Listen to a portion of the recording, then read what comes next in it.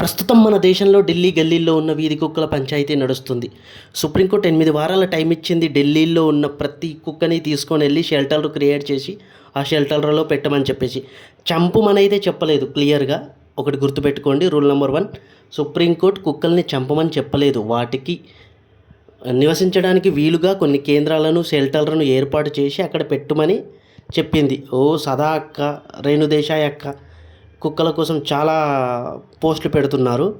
ఏడ్చుకుంటూ పెట్టింది నిన్న సదా మహమ్మద్ బేగం గారు.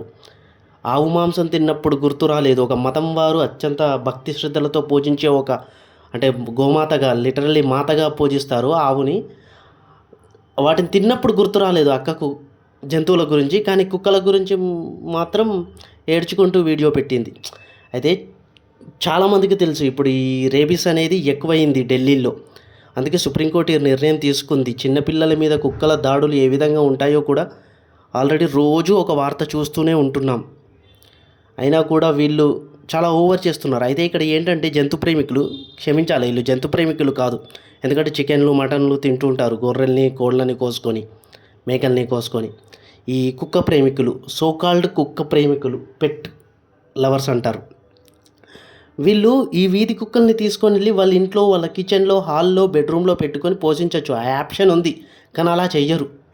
రోడ్ల మీద తిరగాలంట, ఇలా చిన్నపిల్లల మీద దాడి చేయాలంట, ఇలాగే భరించాలంట. చిన్నపిల్లల్ని కోల్పోయిన తల్లిదండ్రులకు తెలుస్తుంది ఈ బాధ. కాలరల్లో తిరిగే వాళ్ళకి ఏం తెలుస్తుంది. ఇక్కడ ఢిల్లీలో కొంతమంది ప్రొటెస్ట్ చేస్తున్నారు, అంటే కుక్కల్ని ఏం చేయకూడదు అని చెప్పి. కానీ వాళ్ళకి ఏం తెలుసు? వాళ్ళు ఏమైనా రాత్రుళ్ళు రోడ్లలో తిరుగుతారా?